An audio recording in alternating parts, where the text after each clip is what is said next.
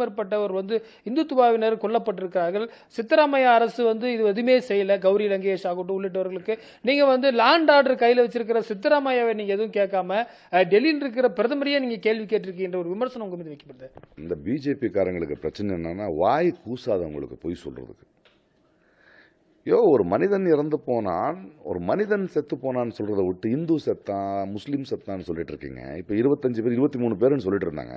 முந்தா நேற்று வெளியே வந்துச்சு அவங்களோட ஃபர்ஸ்ட் லிஸ்ட்ல இருந்த பூஜா இன்னும் உயிரோட இருக்கார். அவன் பாட்டுக்கு ஊர்ல இருக்கான். அதில் 4-5 கேசஸ் பர்சனல் பகையால் நடந்த கொலைகள்.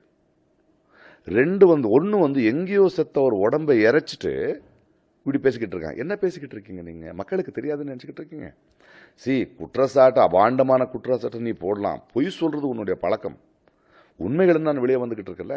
நான் பிரதானி மோடி அவர்கள் என்ன கேட்கிறேன், நான் ஒரு குடிமகனா ஏன் சார் நீங்க வரும்போது இதுக்கு முன்னாடி இருக்கிறவங்க வேலை செய்யலைங்கிறதா இவங்களுக்கு இவ்வளவு பெரிய இதை கொடுத்துருக்கோம். எதுக்கு கொடுத்தோம்?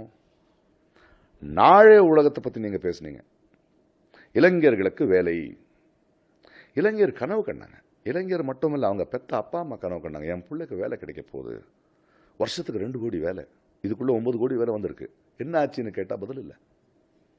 கருப்பு பணத்தை எடுத்துடுறேன், உங்க பாக்கெட்டுக்குள்ள 15 ரூபாய் 15 லட்சம் போடுறேன், எனக்கு வேண்டாம், நான் பிச்சைக்காரன் இல்லை குடிமகன். எங்க போச்சு கருப்பு பணம்?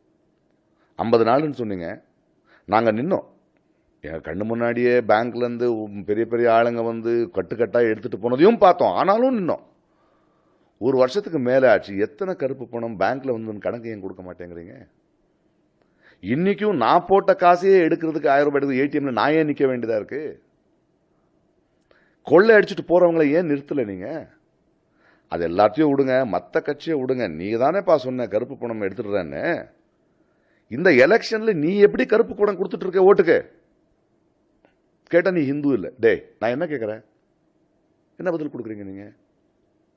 வேலை கொடுக்குறேன் நீங்க. உங்களுடைய டிமானிட்டைசேஷனால இவருடைய குஜராத்ல இருக்கிற சூரத்லயே ஒரு கார்மெண்ட் ஃபேக்டரியில 4 லட்சம் வேலை போச்சு. சின்ன சின்ன வியாபாரம் பண்றவனுக்கு லோன் கிடைக்காம இருக்கு போகுது. அப்ப நீ 2 கோடி வேலை கொடுக்கறேன்னு சொன்னீங்களா, எடுக்கிறேன்னு சொன்னீங்களா? நீங்க சொன்னது ஃபியூச்சரை பத்தி சொல்றேன், நாளே நல்லா இருக்கும்னு சொன்னீங்க. நடுவில் இந்த மாடு எங்கிருந்து வந்தது? ஆடு மாடெல்லாம் ஏன் உள்ள எடுத்துட்டு வர? ஹிந்துத்துவம் எங்கிருந்து வந்தது? ஜாதி எங்கிருந்து வந்தது? உங்க ஆளுங்க ரேப் பண்ணிட்டு இருக்காங்க. பாருங்க, கர்நாடகாவில் சேகர் யார் அவரு? பேசலாமா அப்படி ஒரு வார்த்தை? ஒரு பெண்மணி, ஷீ இஸ் அ ஜர்னலிஸ்ட். நீ கவர்னரா இருந்தான்னா என் அனுமதி இல்லாம என் கன்னத்தை நீ தொட முடியாதுன்னு சொன்னா அவர் சாரி சொல்லாரு. இல்ல அந்த மாதிரி பெண்கள் எல்லாம் 10 பேரோட படுத்துதான் மேல வருவாங்க, பினாயில் போட்டு கை கழுவணும். இதா உங்களுடைய ஆட்சி? இந்த கத்துவால ஒரு 7 வயசு பொண்ணை ரேப் பண்ண மனுஷனே கிடையாது. அவனை காப்பாத்துறதுக்கு உங்க பார்ட்டி போய் நிக்குது, ஒரு இந்தியன் பிளாக் பிடிச்சிட்டு நிக்குது. யாரு தேச துரோகி, நானா நீயா? ஒரு வருஷமா ஒரு பொண்ணு எனக்கு உங்களுடைய பிஜேபி எம்எல்ஏ எங்களை ரேப் பண்ணிருக்காங்கன்னு கேஸ் போட்டா கேஸ் எடுக்க மாட்டீங்க, அந்த அப்பாவை அரெஸ்ட் பண்ணுவீங்க, அவனை கொல்லுவீங்க. யார் பத்தி பேசிட்டு இருக்கீங்க? இன்னைக்கு கஷ்டப்பட்டு படிச்சுக்க வச்சிருக்கோம் நம்ம இளைஞர்களை. இன்ஜினியர் படிக்க வைக்கிறோம், டாக்டர் படிக்க வைக்கிறோம். அவங்களுடைய தலைவன் யாரு? அவன் ஒருத்தர் சொல்றான் குருக்ஷேத்திரால இன்டர்நெட் இருந்ததான். இது அவன் படிப்பு. அண்ட் அவரை பார்த்து எங்களுடைய பிரதான முதல்வர் மோடி சார் சொல்றாரு, அப்படியெல்லாம் பேசிட்டு மசாலா கொடுக்காதீங்க மீடியாக்கு. மசாலா இல்லை சார், அது உண்மை. யாரை தேர்ந்தெடுத்துருக்கோன்னு எங்களுக்கு தெரியட்டுமே. அண்ட் வந்தா போய் இவ்வளவு பொய் சொல்லி இதை பதில் கேட்டா இப்ப கர்நாடகா எலெக்ஷன் மறுபடியும் பொய் சொல்றாரு. குல்பர்கால பருப்பு 9 லட்சம் டன்னு ரெடி பண்ண கர்நாடகால இருந்து வருது. இவன் அதானிக்கு 2015 அக்ரிமெண்ட்டை போட்டு அவங்க தான் இம்போர்ட் எக்ஸ்போர்ட் பண்ணுவாங்களாம். 1 லட்சம் டன் வெளியில இருந்து வாங்குறாங்க. அப்ப என்ன ஆகுறது என் விவசாயி? யோசிக்க மாட்டீங்க. எல்லாத்தையும் பொய் சொல்லிட்டு இருக்க. உங்களோட ஐடியா வேற. இந்த நாடை ஒரு இனமாக்குறது, ஒரு ஜாதி ஆக்குறது, மற்றவங்க உங்க கால் கீழே இருக்கணும், அதெல்லாம் நடக்காது. எல்லாரும் இருந்தாதான் இந்த நாடு.